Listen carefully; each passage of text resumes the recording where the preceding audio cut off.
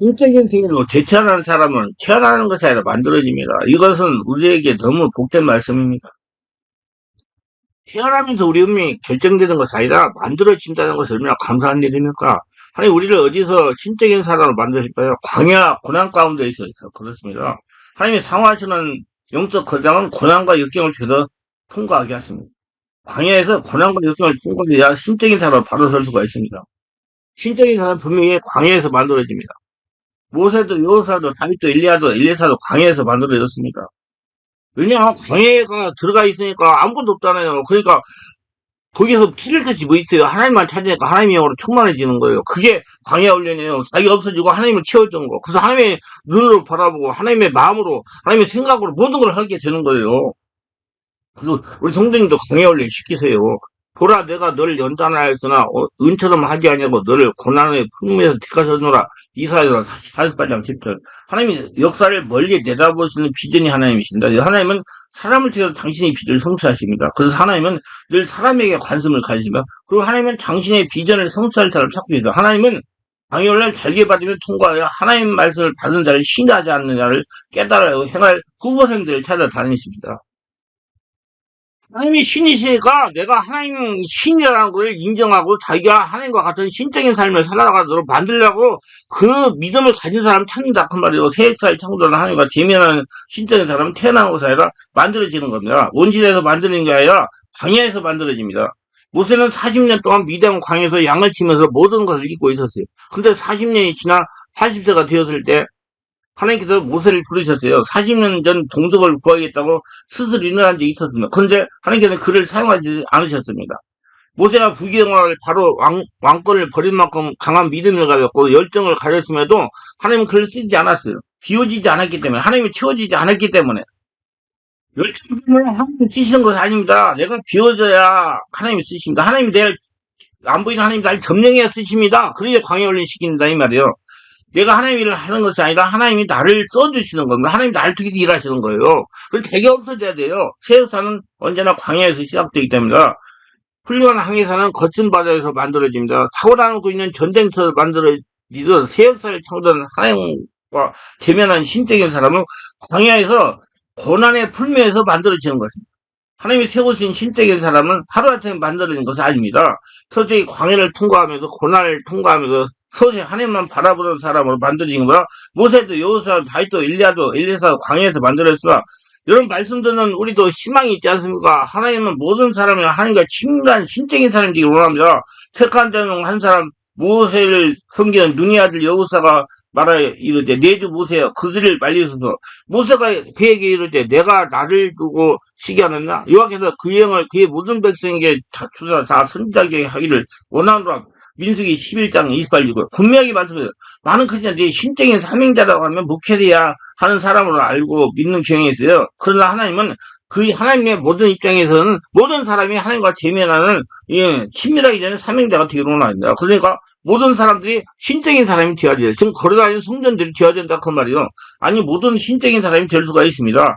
사모하면 신적인 사람이 될 수가 있습니다. 분명히 하나님과 대면하는 신적인 사람을 태어난 것이 아니라 만들어지는 거예요. 이것은 우리에게 너무나 복된 말씀입니다. 태어나면서 우리의 운명이 결정되는 거 아니라 만들어진다는 것은 얼마나 감사한 일입니까? 강야 훈련 가운데 하나님과 대면하는 신적인 사람 만들어지는 겁니다. 출애굽기 2장 16절 25절 모세가 자신의 힘으로 이스라엘 구원하려다 실패하여 도망간 미디안 광야의 생활에 대하여 기록하고 있습니다. 광야하면 가장 먼저 떠오르는 생각이 뭐입니까? 덥다, 목마르다, 외롭다, 사람이 살 수 없다 등입니다. 광야의 특징을 말한다면 첫째 방황하는 것입니다. 광야에서는 내가 지금 어디 있는지 어디로 가는지 알 수 없습니다. 둘째 부족한 것입니다. 광야에서는 물과 양식을 구할 수 없습니다. 셋째 전쟁하는 것입니다. 먹을 것이 모자라다 보니까 광야에서는 생존을 위한 싸움이 벌어지는 것입니다. 넷째 기다리는 거요. 막연하지만 비를 기다리고 먹을 것을 찾을 날을 기다려야 되는 것입니다. 한마디로 광야는 생존의 위협을 받는 고통과 두려움 그리고 여름 불편함의 상징입니다. 그리고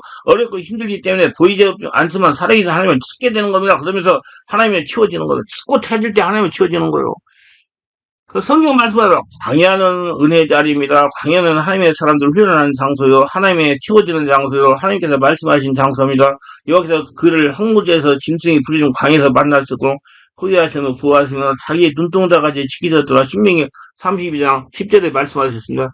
광야에서 만나서 그 부하신 장소, 하나님 만나고 체험하는 장소가 광야라는 거야. 그리고 네 하나님 여호와께서 이 40년 동안 너로 광야의 길을 걷게 하시는 것을 기억하라. 이는 너를 낮추시는 너를 시험하사 내 마음이 어떠한지 그 명령을 지키는지 안 지키는지 알려하라며 신명기 8장 2절에 말씀하셨습니다. 광야는 하나님의 학교라는 겁니다. 우리를 테스트하는 것입니다. 자신을 버리게 하는 장소입니다. 자신이 아무것도 할 수 없다는 걸 인정하게 하는 장소입니다. 우리 믿음에 점검하는 장소를 하나님이 사용하시는 것입니다. 그게 광야예요. 위대한 믿음의 사람들 모두 다 이 광야학교를 졸업한 사람들입니다. 여호수아를 생각해 보시기 바랍니다. 여호수아의 경우를 보면 이 사실이 더욱 두드러집니다. 그는 모세의 시동으로 근 40년 동안 모세의 비서 역할을 했습니다. 그는 자신이 지도자가 된다는 것을 생각하지 못했던 것 같으며 그렇기 때문에 모세가 죽은 후에 하나님이 자기를 택하여 이스라엘 새로운 지도자 삼으려 했을 때 무척이나 당황했습니다. 이런 초기에 그의 모습도 결코 지도자의 모습은 아니었습니다. 그러나 지도를 잃고 당황해야 하며 단적 겁을 먹은 그에게 하나님은 확신과 용기를 불어넣어 주면서 지도를 세웠으며 계속되는 가난 정복 과정을 통해서 그는 지도를 만들어가는 것이었습니다. 만들어졌어요. 안 보이는 하나님이 살아계신 하나님이 지금 나와 함께하고 하나님이 모든 문제 해결자가 된다는 걸 인정하고 해결하게 하고 하나님 찾게 하셨다는 얘기예요. 모습을 생각해 보세요. 하나님은 꿈에 강렬하게 붙잡힌 그이지만은 하나님은 그를 광야에 입학시켰습니다. 그래서 어린 시절부터 형들에게 미움을 받고 누명을 썼으며 종이 되고 죄수가 되었습니다. 그러나 그가 광야에서 보낸 13년간의 시간은 한나라를 다스릴 만한 지혜와 인격의 믿음이 배우는 시간이 될 수 있었던 겁니다. 그 발이 착고에 상하여 그 몸이 쇠살에 미었으니 그 여호와의 말씀에 응할 때까지라 그 말씀이 저를 단련하였더라. 10편 105편 18, 19절. 요셉의 이야기를 읽으면 그가 13년간 무고의 감옥에 갇혀 있으면서 얼마나 힘들었을까라는 생각이 잠기곤 합니다. 자세히 읽어보면 요셉의 사무 능력이 뛰어나서 전체 감옥 시행정의 간수들이 그에게 맡겼음을 알 수 있습니다. 그러나 그의 봉사에도 불구하고 그는 착고에 찼고 쇠살의 미행 생활을 해야 했습니다. 모두 하나님께서 요셉을 단련하시는 의도 때문이었어요. 그리고 감옥에 있는 동안 높은 고위직 관료들을 섬기는 일에 했다는 사실을 발견합니다. 그들과 교류를 통해 그는 나를 치료하는 방법을 터득하게 했을 것입니다. 아무리 희망이 보이지 않은 캄캄한 어둠에 처해 있을지라도 요셉처럼 낭망하지 않고 신앙을 지키는 사람은 빛과 같이 빛나게 될 겁니다. 그리고 고난은 그리스도인들에게 유익한 겁니다. 왜? 하나님의 은혜로 성령으로 채워지는 기간이기 때문에 하나님의 형상으로 빚어지는 기간이기 때문에 온몸이 하나님을 닮은 신적인 삶을 살게 하는 사람이 되게 하기 때문에 신적게 살 수 있는 사람은 바꿔주기 때문에 다윗도 광야 생활하면서 하나님과 대면하는 신적인 사람을 만들어졌습니다. 그 대적 사울이 다윗을 죽이러 가기 때문에 사울을 피하여 광야 생활했으나 무려 13년간 사울을 피해 다녔습니다. 하나님께 기도하지 않을 수가 없었습니다.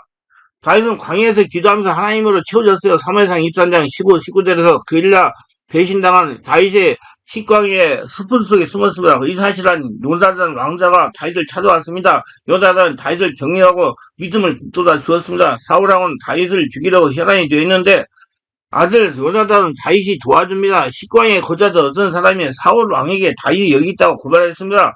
사울왕이 귀일라 공격하려고 진집했던 병사들을 식광을 이끌어왔습니다. 다윗이 미온 광야로 도망쳤으나 사울이 다시 위험을 주게 했습니다. 다윗이 포위되어 죽을 위기에 처했습니다. 다윗이 함께 하나님한테 살려달라고 기도했어요.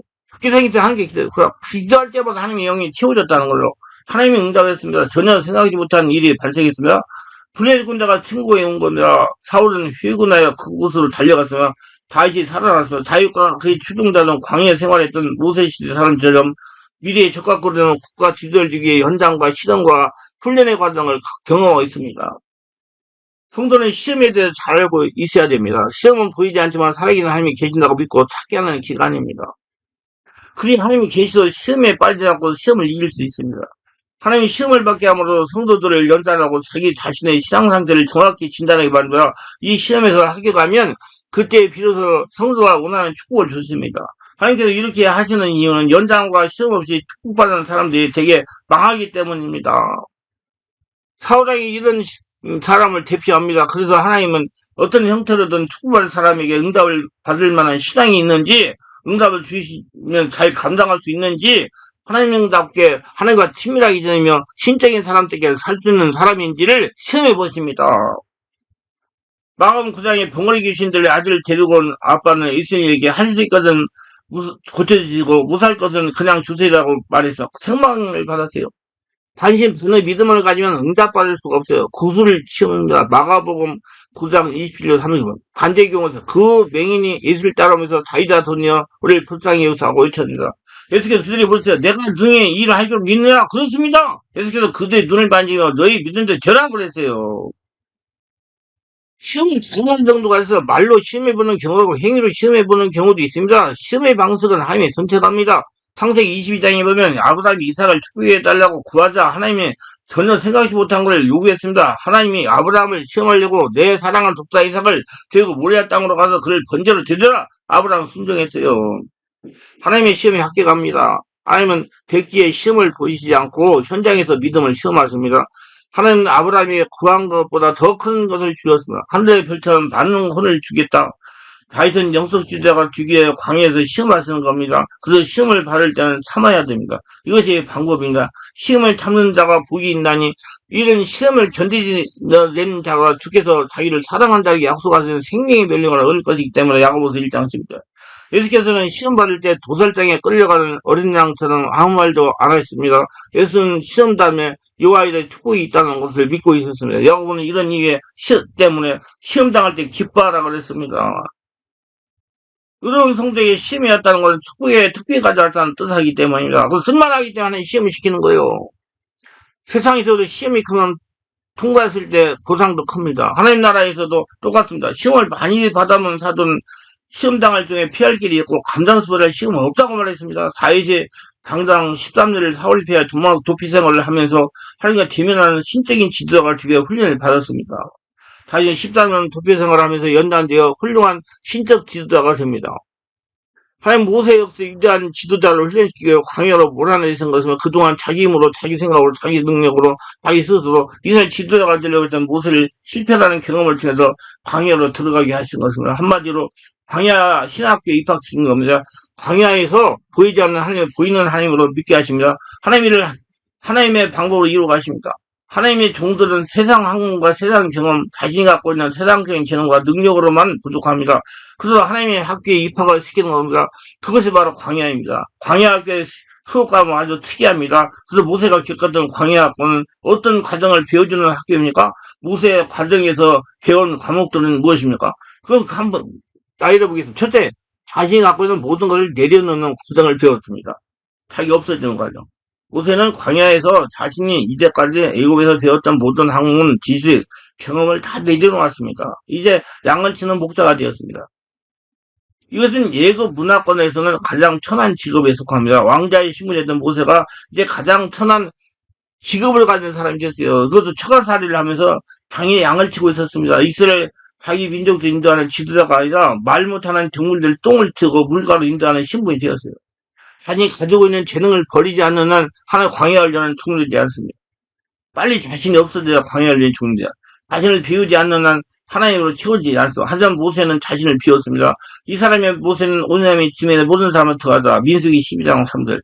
모세는 하나님이 채워져서 오늘남이 뛰어난 하나님과 대면하는 죽지 않는 신적인 사람이 되었습니다. 실제 기다림을 훈련하지만 우리는 참으로 조급합니다. 그러나 하나님은 전혀 급하지 않습니다. 범사의 때와 기한이 있다고 전도서는 말씀하신 이유가 거기 있습니다. 우리가 볼 때 늦었다고 생각하는데 하나님은 늦지 않았어요. 그래서 하나님의 시간, 하나님의 때를 기다리는 훈련이 필요합니다. 모세는 광야에서 40년을 기다렸습니다. 40년, 40일이 아니고 우리 목사님들이 오셔가지고 우리 교회 와가지고 의뢰받고 치유받고 변화되는데 한 2달, 3달 되면 다 된 줄 알아요. 아, 모세 40년 완전히 할례가 돼야죠. 안타까워요, 진짜. 그러니까 다 안 되는 거예요.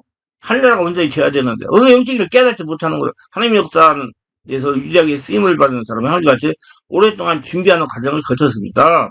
이스라엘 백성들이 그의 간섭자를 부리는 소리가 귀에 달아 있는데 하나님은 급하게 설지 않았습니다. 하나님의 때에 합당한 사람을 상황하기 위해서 40년이라는 긴 시간을 기다리게 하신 것입니다. 뿐만 아니라 이 기간 동안 모세는 엄청나게 하나님을 닮은 하나님의 신적인 하나님과 통하는 온유한 사람으로 변화가 되었습니다. 하나님의 대면에도 죽지 않은 사람이 되었습니다.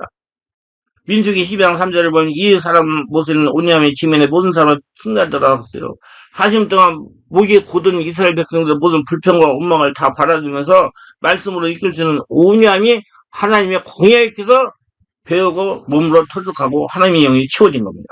현재 고독을 통해 보이지 않지만 살아있는 하나님만 의지하는 훈련을 배우는 겁니다. 광야는 외로운 것입니다. 광야는 사람이 살아가면 사막과 같습니다.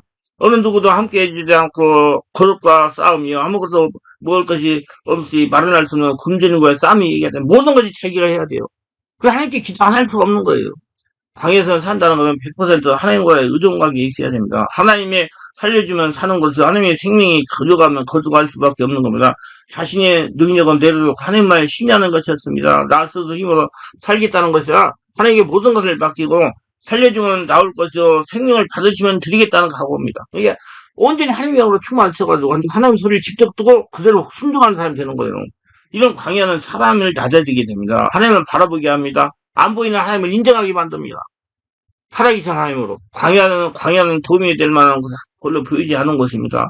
어디서 하늘밖에 쳐다볼 곳이 없는 곳이 광야입니다. 이스라엘이 광야에서 40년 지냈을 때, 그런 변변한 무기도 없었고, 한 이틀째 군량미도 비춰가지 못한 형편없이 보이는 군대였지만, 난공불래 요새 여리고를 무너뜨리는 최강의 군대가 되었습니다.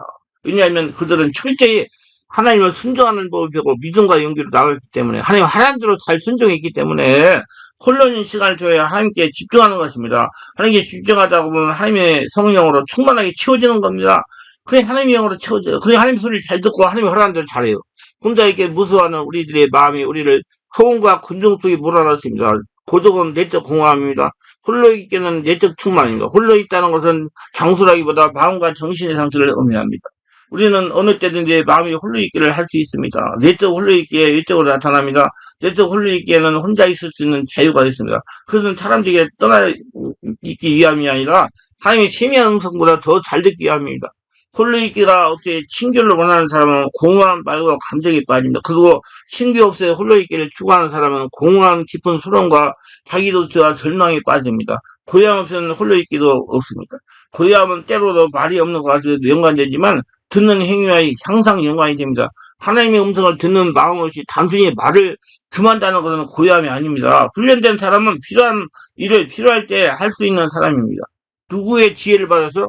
안 보이는 하나님, 살아있는 하나님의 지혜를 받아서 만약 내가 어떤 잘못을 저지른 후에 당신이 그 사실을 알고 있다고 느끼면 나는 당신이 나의 행동에 의해서 이해해주도록 만들 유혹을 받게 됩니다. 고요함이 그 같은 유혹을 방지합니다. 그러므로 고요함은 심령의 가장 심한 훈련 가운데 하나입니다. 성령으로 충만해가지고 온전히 성령 안에 들어가야 돼.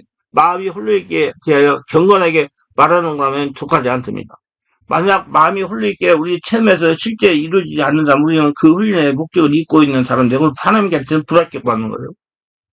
그럼 오랜 훈련을 더 받아야 돼. 우리는 마음의 상태보다 행동도 다루고 있습니다. 하나님은 당신 앞에서 고요하게 홀로 있는 그 자리에 들어가기를 열망하는 감정을 느끼지 않습니까?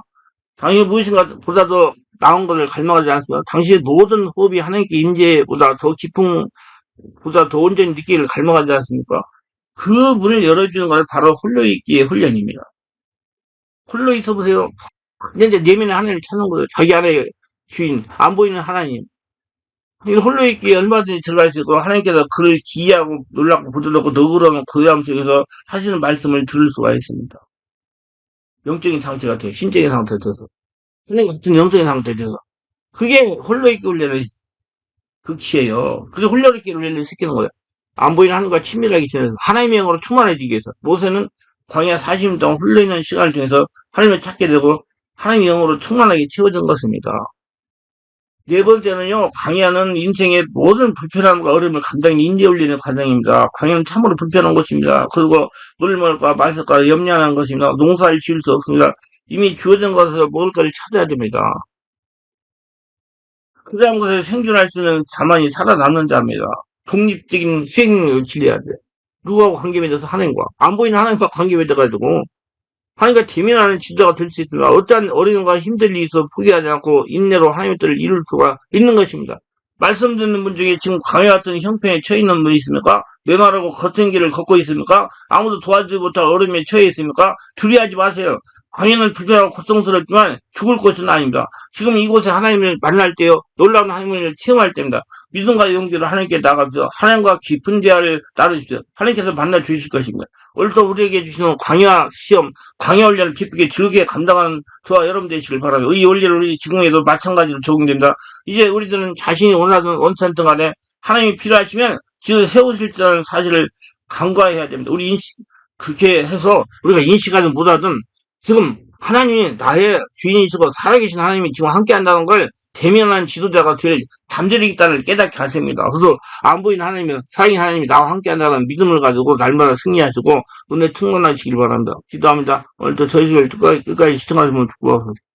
구독자 알람 설정 공유하시는 분들 축복하시고, 하나님이 살아계시지만 모르니까 안 보이는 하나님을 찾도록 하기 위해서 광야훈련을 시킨다는 거 알고, 광야훈련 달게 받아서 온몸이 한나라 성전되고 하나님 기쁘시고 영광 얻으는 복전자들이 다 되게 하옵소서. 예수님의 이름으로 기도합니다. 아멘.